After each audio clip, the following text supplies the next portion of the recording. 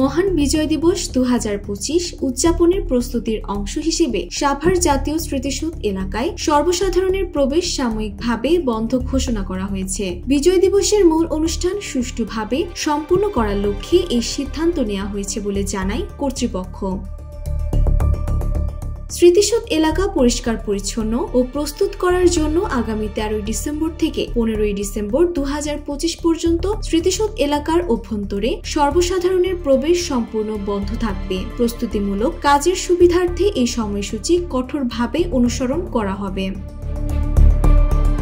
বিজয় দিবসের দিন সূর্যোদয়ের সঙ্গে সঙ্গে সকাল 6:34 রাষ্ট্রপতি ও প্রধান উপদেষ্টা সাভার জাতীয় স্মৃতিসৌধে পুষ্পস্তবক অর্পণ করবেন। রাষ্ট্রীয় আনুষ্ঠানিকতা ও বিশেষ অতিথিদের পুষ্প অর্পণের জন্য সকাল 8:30 পর্যন্ত জাতীয় স্মৃতিসৌধে সর্বসাধারণের প্রবেশ বন্ধ থাকবে। এরপর সকলের জন্য স্মৃতিসৌধের ফটক উন্মুক্ত করা হবে।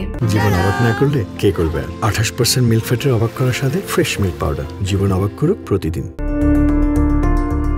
দিবসটি উদযাপন উপলক্ষে ঢাকার গাবতলী থেকে জাতীয় স্মৃতিসৌধ পর্যন্ত সড়কে যে কোনো ধরনের পোস্টার, ব্যানার ও ফেস্টুন লাগানো সম্পূর্ণ নিষেধ। কর্তৃপক্ষ সড়কে পরিচ্ছন্নতা ও শৃঙ্খলার স্বার্থে এই নির্দেশনা মেনে চলার জন্য সকলের প্রতি অনুরোধ জানিয়েছে।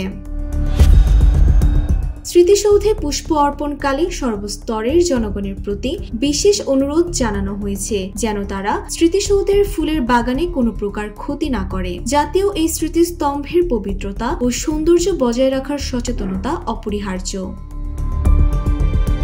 জাতীয় এই স্মৃতিস্তম্ভের পবিত্রতা ও সৌন্দর্য বজায় রাখার জন্য সচেতনতা অপরিহার্য।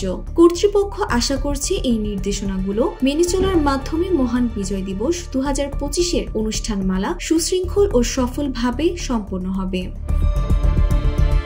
ডেস্ক রিপোর্ট, জয় জয় দিন।